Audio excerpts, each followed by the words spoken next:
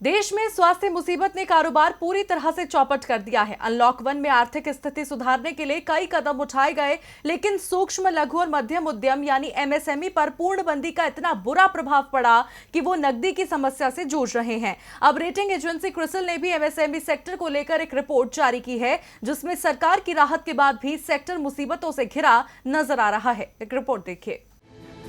प्रधानमंत्री नरेंद्र मोदी ने देश की अर्थव्यवस्था को तेजी देने के लिए 1 महीने पहले 20 लाख करोड़ के आर्थिक पैकेज का ऐलान किया। वित्त मंत्री निर्मला सीतारमण ने इस राहत पैकेज को लेकर विस्तार से जानकारी दी।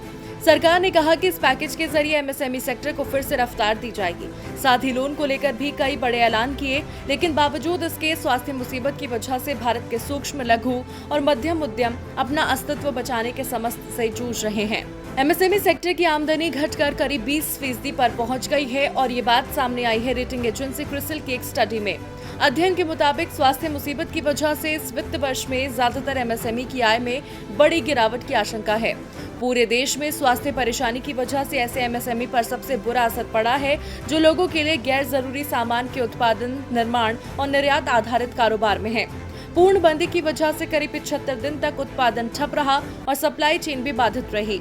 सरकार ने 20 लाख करोड़ रुपए के पैकेज की घोषणा की है। इसके तहत सरकार ने एमएसएमई सेक्टर को 3 लाख करोड़ रुपए का लोन देने का ऐलान किया है। लेकिन क्रिसिल की स्टडी में ये बात सामने आई है कि इससे एमएसएमई को बहुत राहत नहीं मिलने वाली। क्रिसिल के अनुसार सच तो ये है, सरकारी आश्वासन के बावजूद इस वित्त वर्ष में एमएसएमई की तरफ से किए जाने वाले लोन में पहले के मुकाबले और गिरावट ही आएगी। यानी सरकार की इस नई योजना का एमएसएमई को खास फायदा नहीं होगा।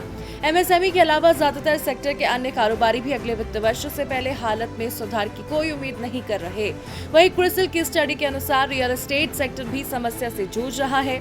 साथ ही मांग में कमी और अनिश्चितता की वजह से ऑटो डीलर्स को भारी नुकसान हुआ है। ऐसे में अब कब ये हालात सुधरते हैं, सरकार कोई नया ऐलान करती है या नहीं, ये देखना होगा। डीबी लाइव की रिपोर्ट।